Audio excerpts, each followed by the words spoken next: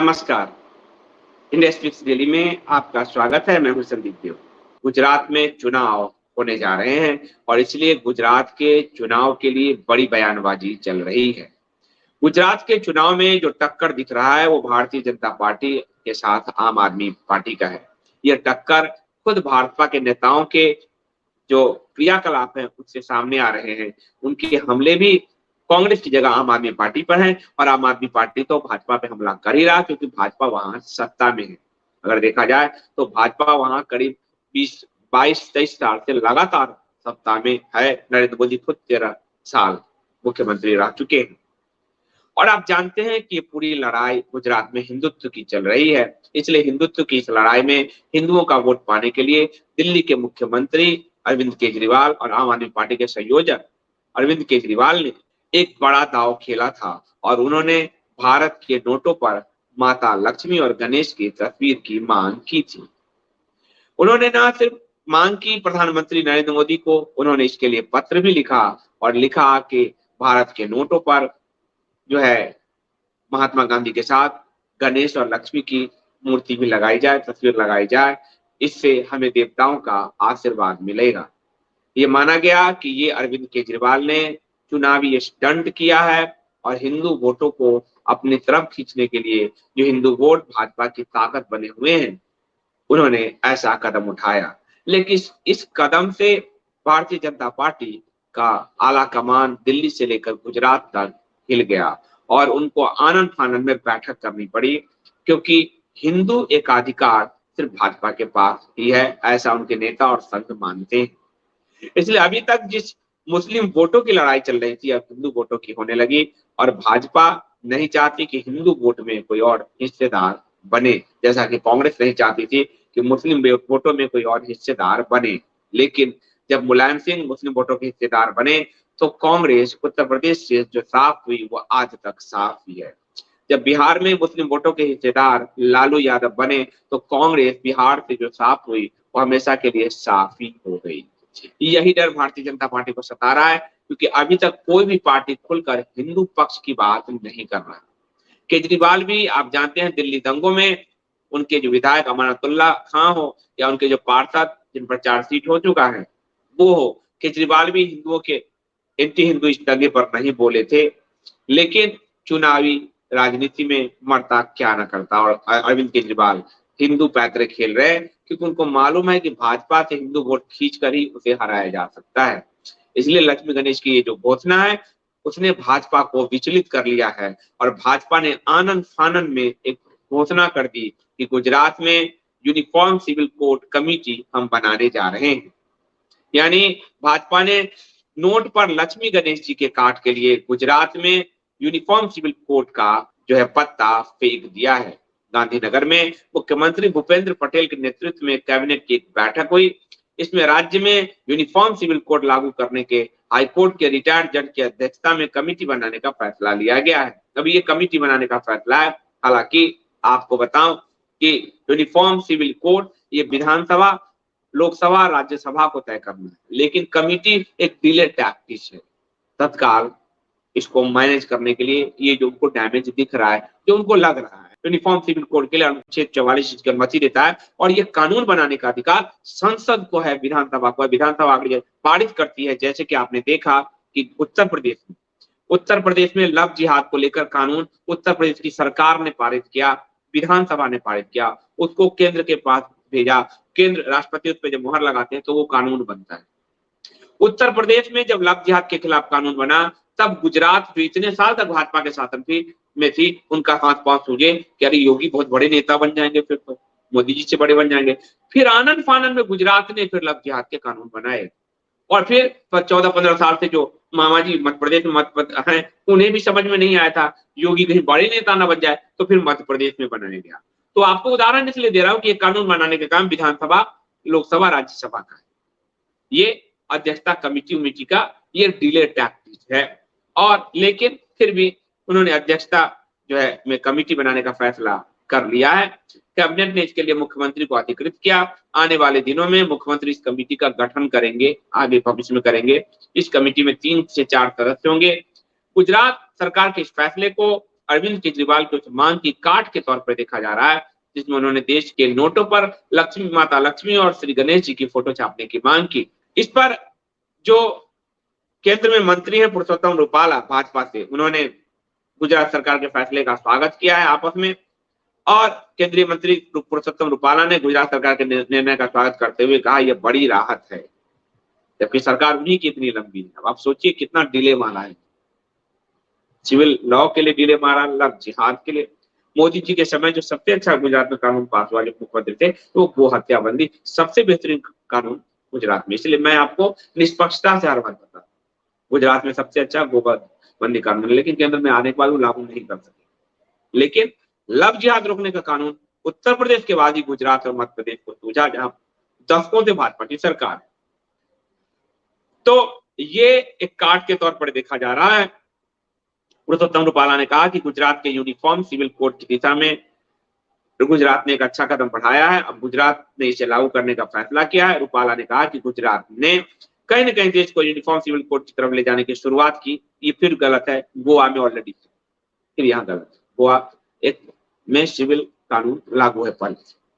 रूपाला ने एक सवाल के जवाब में कहा कि आदर्श चुनाव संहिता लगने से पहले कमेटी बना दी जाएगी, यानी चुनाव संहिता लगने से पहले कमेटी, ये भी इसका मतलब ये चुनावी चुनावी है, अब भविष्य में जो हो, लेकिन एक का काट करने के लिए। और आपको ध्यान होगा कि उत्तराखंड में जब भाजपा की स्थिति खराब थी, तब भाजपा की सरकार ने घोषणा की थी कि आते ही हम चुनाव जो है ये आपको यूनिफॉर्म सिविल कोड बनाएंगे। आज समय हो गया, अभी तक वो नहीं बना है। तो आप राजनेताओं को समझ सकते हैं, हिंदू हित उनके लिए कहीं दोयम दर्जे में है। लेकिन हमारे लिए अच्छी बात क्या है कि अगर दो दो पार्टियां, तीन तीन पार्टियां हिंदू हित की बात करेगी, तो सब हिंदू हितों को आगे ले जाने के लिए मचलेंगे, एक दूसरे को काटने के लिए बड़ा हिंदू बनना चाहेंगे, और इससे हिंदू समाज का फायदा हो। इसलिए हिंदू समाज पार्टीबाजी छोड़कर जो भी हिंदू हित में बात कर रहा है उसको आप कहिए यस, आप करिए, आप देखेंगे आपके हिंदू हित के मुद्दे हर पार्टी उठाना शुरू करेगी, और इसमें आपका फैसला हो जाए, आपका भला हो जाएगा। इस पूरे फैसले में एक और बात समझ में आई मुझे कि जो लोग पर्दे के पीछे से भाजपा की मदद के लिए हिंदू देवी देवताओं के खिलाफ नफरत पैदा करते थे, उसमें दिलीप मंडल लोग हैं। दिलीप मंडल ने ट्वीट किया कि नोट पे लक्ष्मी गणेश होंगे तो लोग थूक लगाएगा, कोठा पर देगा, शराब पिएगा। यही तर्क as it is Dilip Mandal पर अब तक भाजपा के समर्थक, भाजपाई, आईटीसीएल, मास्टर वाले विरोध करते थे, उसी के ट्वीट के मैटर को अपने अपने नाम से हर जगह चेप रहे, सब जगह चेप रहे। कल भी एक ने टेलीग्राम में वही मैसेज हमारे चेपा, सब जगह वही चेप रहे, यानी उनको वैचारिक असलाह दिलीप मंडल से मिल रहा है। अब यहां मैं एक बात कहना चाहता हूं, अगर हिंदू धर्म की थोड़ी भी समझ है तो आप देवता की रक्षा करने की औकात भी नहीं रखते, हैसियत भी नहीं। देवता आपकी रक्षा, हिंदू धर्म में कहते हैं कि देवता का ब्लेसिंग लीजिए, आशीर्वाद लीजिए, पूजा से जो है अनुष्ठान से, ध्यान से, तो देवता आपकी रक्षा करेंगे। आपके अंदर अहंकार, इन्होंने क्योंकि ये करना इनको नहीं है तो आपको फटकाना है, इसलिए उन्होंने कहा कि थूक होगा, कोठा पे जाएगा, शराब पे जाएगा। तो हिंदुओं ने कहा नहीं नहीं हम नहीं चाहते, हम नहीं चाहते। आप देवता की क्या रक्षा करें, देवता आपकी रक्षा करते। एक बात नंबर 2, जब जो गौरी के साथ आया था अलबरूनी लिखता है 1000 साल पहले के ही उसने, कि भारत के जो लोग हैं हिंदू, वो उतने शुद्ध चरित्र के हैं कि हाथ में पानी लेकर यानी गंगा जल लेकर वो सत्य बोलते हैं, किसी कागजी लिखा पढ़ी की आवश्यकता नहीं होती किसी काम, यानी वो सत्य बोलते हैं। नैतिकता हमें गीता, गंगा, हमारे देवी देवताओं को अगर हमारे सामने है तो हम नैतिक होने को बाध्य ही है, नैतिकता हमारे अंदर ही है। इसी से आपका ध्यान मोड़ने के लिए नेहरू गांधियों ने अपने कुछ चरित्र को ही सेकुलरिज्म के नाम से आपके सामने परोसा, ताकि कोई अपनी माउंटबेटन की पत्नी को भोग सके, कोई अपनी पोती को भोग सके, कोई भ्रष्टाचार जीप घोटाला कर सके, कोई बिरला के पैसे पे पल सके, इस तरह की व्यवस्था। और वही व्यवस्था कंटिन्यू हो गई, यानी अपनी अनैतिकता आप पर थोपी उन्होंने। गांधी का वाला नोट आपके हाथ में आपको किसी कम उम्र की अपनी पोती के साथ भी ब्रह्मचर्य के प्रयोग के लिए ले जाता है। गांधी वाला नोट आपको भ्रष्टाचार के लिए भी ले जाता है, बिरला के फंड पे वो पलते रहते थे हमेशा जो है। गांधी वाला नोट आपको भ्रष्टाचार में ले जाता है, अंग्रेज उनको 100 रुपया उस जमाने में महीना देती थी ताकि तुम आंदोलन कर सको। गांधी का नोट आपको भ्रष्टाचार की तरफ ले जाता है। एक जो रिपोर्टर था जिसको गांधी की ब्रांडिंग का काम सौंपा गया था, उसे पूरा फंड दरभंगा महाराज से ब्रिटेन ने करवाया। तो गांधी भ्रष्टाचार के प्रतीक, शुचिता के प्रतीक नहीं। इसलिए भ्रष्टाचार करना, भ्रष्ट नेताओं ने गांधी की व्यवस्था की ताकि वो भी भ्रष्टाचार कर सके और आपको भी भ्रष्टाचार आप करते रहे, ताकि आपका नैतिक दबाव उन पर ना हो और गांधी एक मॉडर्न महात्मा के रूप में प्रस्तुत किए जाते रहे। तीनों काम एक फोटो से हो रहा था। लेकिन लक्ष्मी गणेश की तस्वीर हाथ में आते ही जो अलबरूनी ने कहा था वो स्थिति हो जाएगी। आज भी हम अपने घर में मंदिर की तरफ पैर करके नहीं बैठते। एक बार तो आप अनैतिकता यानी आपके जीवन में नैतिकता का पदार्पण भी होगा। लक्ष्मी और गणेश की फोटो के साथ वाले नोट को आप अनैतिक कार्यों में बचेंगे। धर्म का एक नैतिक दबाव होता है, धर्म का नैतिक दबाव है। हम रोज सूर्य की उपासना करते हैं, लेकिन आज हमारा छठ पर्व है तो हम सूर्य की उपासना कुछ विधियों के साथ करते हैं। धर्म का हमेशा एक नैतिक दबाव है। उस नैतिक दबाव से हिंदू समाज एक नैतिक चरित्र की दिशा में जाएगा। आप कह सकते हैं कि मालिक का क्या संदीप जी, जो थूक चाटेंगे, फाड़ेंगे, लात फेंकेंगे, ये करेंगे। मालिक की स्थिति देखिए, उन्होंने सबसे पहले क्या किया, गजनी से आए थे और हमारे सोमनाथ को तोड़कर उसे जमीन पर सीढ़ियों में लगाया ताकि लात से रौंद सके। आज गजनी कहाँ है? आज गजनी कहाँ? आप बताइए, आज गजनी कहाँ? गजनी इतिहास से मिट गया। आज भी अफगानिस्तान खड़ा नहीं हो पा रहा, आतंक के रास्ते हैं, कबीलों में जी रहा है, खंडरों में जी रहा है। शिव की मार ऐसी मार पड़ी कि वो अफगानिस्तान कभी विकास का मुंह नहीं देख पाए। वो कहां गया गजनी गौरी का वंश? मुगलों ने तुड़वा के औरंगजेब ने रखवाया। वो मुगल का आज एक भी बारिश, एक भी रक्त बीज क्यों नहीं दिख रहा? कोलकाता में मुगल के वंशज बर्तन धोकर और रिक्शा चलाकर जीवन यापन कर। तो देव के साथ देव हैं। आपको इसको ब्राह्मण ग्रंथों में पढ़ना पड़ेगा। हम जो उपवास करते हैं उसमें देव हमारे साथ होते हैं। कई चीजें कहोगे आप नहीं मानते, तो आंख से आप देखोगे तब मानेंगे। आंख से प्रत्यक्ष जो आपके अंदर की प्रेम की अनुभूति आंख से नहीं दिखती, अंदर अनुभूति होती है। अगर आध्यात्मिक माने तो आप आध्यात्म को महसूस कर सकते हो। तो जो मलिक जो भी नोट पे थूक लगाएगा, गंदगी करेगा, वो इतिहास का गवाह है कि वो मिटते चले। उनके वंश साफ हो गए, वंश के वंश साफ हो गए। देव अपना प्रभाव दिखाते हैं। आप क्या सोचते हो, कोई मोदी आपकी रक्षा कर रहे हैं, कोई आप अपनी रक्षा कर रहे हो? वो देव या रक्षा कर रहे हैं। जो हिमालय का अदृश्य लोक है वो हमारा देवलोक है। चाइना में उसको सांग्रेला बोलते हैं, हमारे यहाँ ज्ञानगंज बोलते हैं। हमारे अष्ट चिरंजीवी आज भी जीवित हैं। क्यों? क्योंकि यही जो व्यवस्था है फिर से कलयुग के बाद सत्य, ये व्यवस्था बार बार दोहराई जा रही है। बार बार हम और आप जन्म ले। और आज भी वो मलिक 57 देश में है क्योंकि वो शिव को जल चढ़ा रहे हैं, मखेश्वर महादेव, इसलिए वो जीवित है। जिस दिन वो वहां से हट गए शिव का जो वो लिंग है, उसी दिन ये नष्ट हो जाएंगे।